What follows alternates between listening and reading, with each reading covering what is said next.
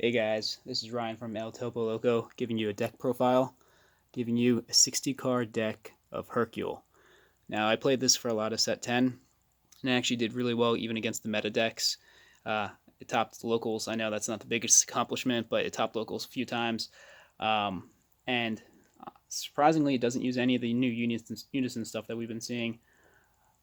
So here's your deck profile. First of all, if you don't know what Hercule does, he's only a 5k leader, but he has a really good activate battle effect. So every time you have a combo card, you activate the battle effect, and then you're able to draw one card. Now, most of the time that seems like you're not plussing or minusing anything, but if you use the right cards, you actually end up plussing a lot. There's been games I've had like 17, 18 cards in hand on multiple occasions. So this deck is really, really good. In fact, even against hand control, it's pretty good.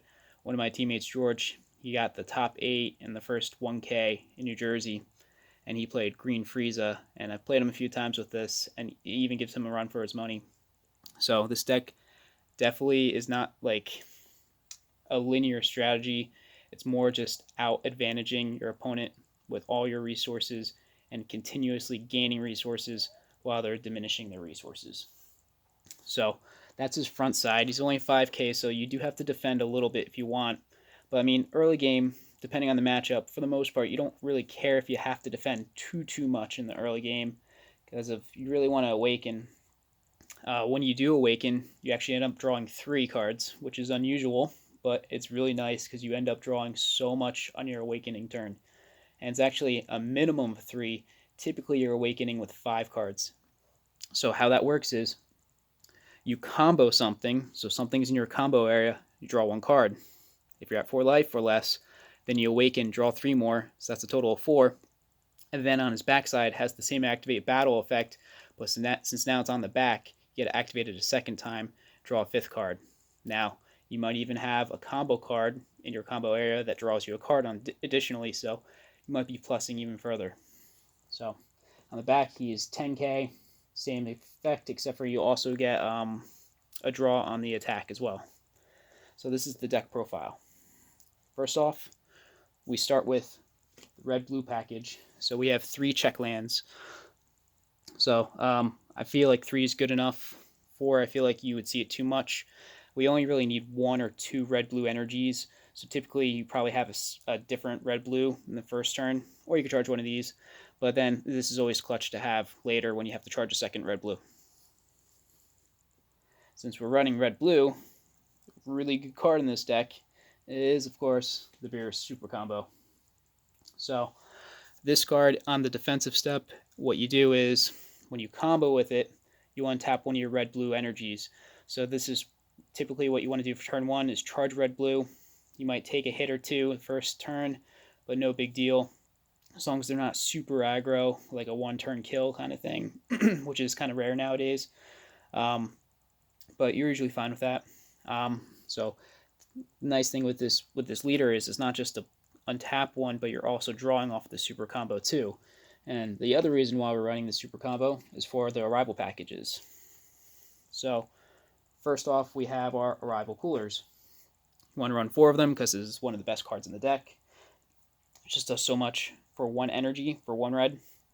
You arrival it, and you get to choose 2 cards ignoring barrier and minus 10k, which is huge. I mean, ignoring barrier is such a big thing. You get something like Agents of the Destruction nowadays. You get minus their Bibbidi or Bobbidi and just completely ruin their day. Or even some of their big guys that are swinging, you can minus them. Or if you play multiple, you can minus at least 20 or 30, depending on what you do and how many you arrive. But it does so much for so little. And then, of course, it has double strike, 20k, so it's good pressure for them the remaining turns. The other arrival piece, we have 2 Hercule Majin Buu. This one you need a blue energy, it's a 19k, but you get to subtract 10k. Unfortunately, it doesn't ignore barrier. And then you also get a draw card, and then you get to choose 1 blue card on your deck or on your field and other than itself and return it to hand. So most of the time you're picking cooler. You might just want to minus something, or maybe you swung with it already, and if you're doing it offensively, you could return it back to hand, and then if you have a super combo or some red-blue in the combo area, play it again for a second time, maybe kill something off, or just get another double strike in. Another key piece you'll see later is, of course, the number 1 blue card, Obuni. Sometimes if you have an Obuni out, you bounce the Obuni back, and then you get another 20k on the board next turn with 3 more tokens. So it does so much for so little. And the other red-blue piece we're playing is we need some boss monsters in here, or even just energy. Full power Frieza. It's good for board swiping. Since this deck usually plays the long game, a lot of times decks are being close to decking out, so this is really good for maybe possibly getting a mill for the win. So this is really good. It's also a triple strike. It does a lot. I believe it also ignores barrier too. Yeah, so you could kill almost anything with that. So going on to the blue package, combo attack cooler. So basically, the activate battle is you tap a blue, you return 1 Frieza's army or Frieza's clan to your hand, and you get to play him for free. Most of the time, you're picking your cooler here, almost every time, but you could choose this Frieza as well. And there's also the 1-drop Frieza that I'll show you guys later that you could also pick. But typically, you're picking cooler, and then every time this guy attacks or is attacked, you get a free multicolor combo from your drop area, so you're recycling your super combos. Unfortunately, it doesn't let you untap because you have to activate the super combo from your hand, but you can still at least get some arrival in, or just free 10k power, so he's like a 25 every swing, or you could just keep him alive with 25, so he's hard to get rid of.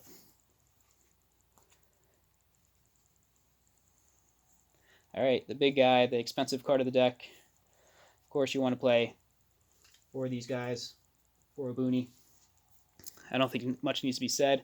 It's just, again, we're just trying to out-resource the opponent by having a large hand, but also having a lot of field presence while destroying their field presence. Remember, a leader is very, very weak. So that's why we need combo power, but I mean, by adding pressure to them with cards like Obuni, getting 4 attacks off of 1 card, you're doing so much pressure on them that they're wasting their resources to stay alive, while you're either maintaining your resources or plussing on your resources. So the last part of the blue package, I mean, this one's pretty self-explanatory. 4 beans. This one's really good in your deck, of course, just like in every deck, because not only are you getting a permanent 5k boost, so not only does your leader become a normal leader by becoming at least a 5k or maybe a 15k or maybe a 20k permanent that you don't have to keep on comboing over, but it's also standing your energy. And this deck, you really have to pay attention to your energy throughout the whole thing, because if you tap out and don't have a super combo Beerus in your hand, then you're in trouble. But typically, you always have an energy open, or you have the super combo available. If you use this, if you do tap out and you didn't tap out for Obuni, so he's not restanding energy, what you could do is use, if you have a bean and a super combo, you can at least get 2 of your energy open, and that usually can keep you alive. So since our leader is very weak and we really want to plus a lot, we got to run our pseudo super combos. So we run 4 of this guy.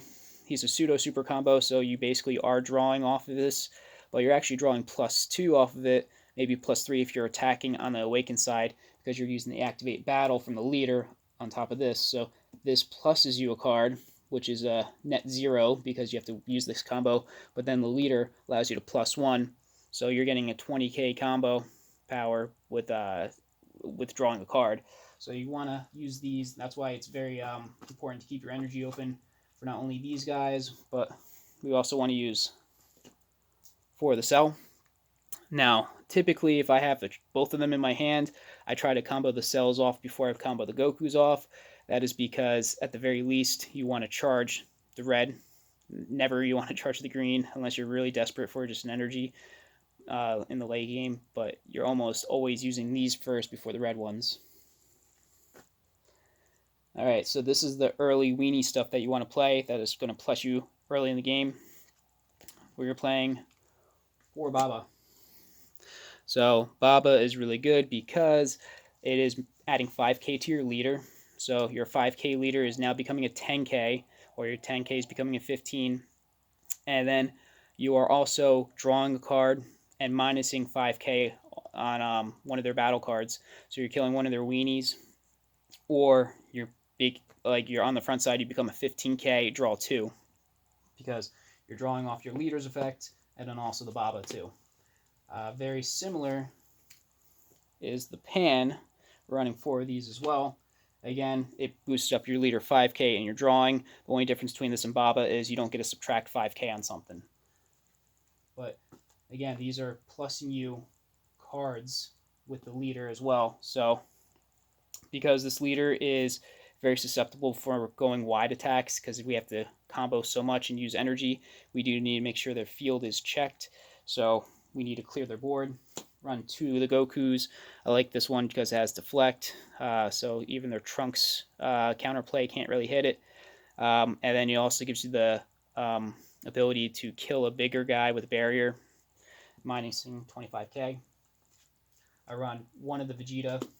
I do have a second side added in, just in case maybe they run a lot of Indestructibles or something like that, or maybe they're running Sin's Genron. And in that case, you want to make sure that you can counterplay them and clear their board on their turn. Plus, it gives your leader a 5k. Some of the weenies. This freeze is just good. You draw a card off of it, and then if you want to combo it later, you're drawing another card.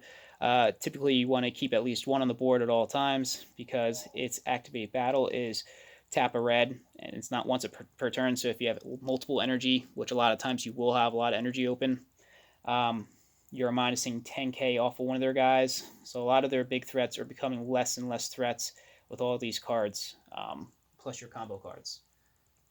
So they're having to combo even further just to push through. Again, you're wasting their resources while not using many of yours. 2 Kabas. This is just good for anti-unison stuff. Maybe to push through game. A lot of times you do end up winning game just by getting that 15k double strike, maybe comboing a few cards off of it. But he's not super necessary. That's why he's only at 2. Now this is the spice, I guess you would call in this deck.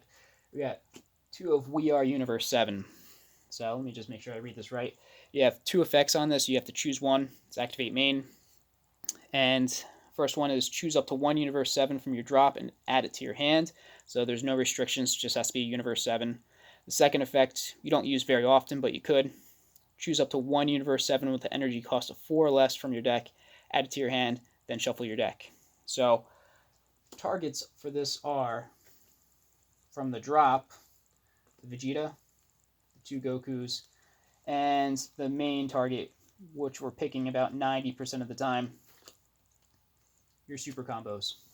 So this card just makes it so that you have 6 super combos in this deck. And again, tapping out's not an issue when you have the super combo and you're drawing off it with the leader. So it's not just an untap energy, you're also drawing off of it.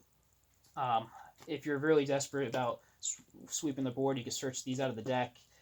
I very rarely actually search the super combo out of the deck because I figure I'm going to draw it eventually. This is a 60 card deck, but I do go through a lot of the deck because you do draw so much. So you typically want to just reuse the ones in the drop and then just draw naturally the other ones. But yeah, I mean, you're tapping out or you're tapping for this, but typically you're going to tap a red-blue for it. So then you're going to get this back in hand. So essentially you're getting a super combo back for free. Some of the negates of the deck, 3 after image. It could be any other negate. Maybe in set 11 you could put that new Broly negate if you want. But I just like this because you have the sparking ability. And then if you want to still just draw, you can combo something and still draw for that. Possibly draw 2 again if you're using like a pseudo super combo. Typically you're not going to do that, but you could. And then for Topo, you know, best red negate. Of course, there are answers to Topo, so you do have to be cautious of that, but it's a great card. This definitely keeps you alive some turns. So if they try to push through Topo, you typically can survive with your other resources, or you have such a large hand. And then the last 2 cards of the deck, These are basically your ultimates. We got Fu. This just ends games, especially if they just have, like, if their leader is blue and they have 1,000 negates. You want to play this, end their game. And then the last one, Negative Energy Ball. This is your secret rare. Now, I mean, again, wide decks, or maybe if they're going super tall and you just can't deal with it, this is a good way to get rid of things. Um, it's essentially free. I very rarely ever pay energy for this, and this is why I chose this super combo. You could play Smoke Dragon if you want, and that's fine and all. But tapping 5 can feel really bad if you don't have maybe a bean or super combo in your hand. And then if you do Fu or anything like that, you do have to keep in mind your drop area with that. But this is just nice because I use it for free most of the time. Swipes their board, killed like Cell Zenos, survived the turn, and just used this at the very last attack. Just swept their board. And you could also use the Goku Oob super combo or secret rare, but I would not recommend that for very similar reasons to Smoke Dragon. You're tapping 6, you have to wait till they have 6 energy and you have 6 energy, and it's 3 blue. 2 blue is not too hard in this deck, but 3 blue a lot of times can be a little bit of an issue. But I find that secret rare is a lot easier to manage or play around. Yeah, it does burn life, but if they Mafuba it or just pop it somehow, I mean, it's not going to finish the game too often, but this will help you survive, and since your hand is going to be so much larger than theirs, you can typically push through. Alright guys, that is our 60 card Hercule deck. Try it out sometime, it's really fun. Doesn't need unisons. The reasons why we don't use unisons is because you can't combo with them, and you want to combo as much as you can with this leader. So try it out. If you want, you can side to Shenron if you want, but otherwise, it's pretty good. Alright, later guys.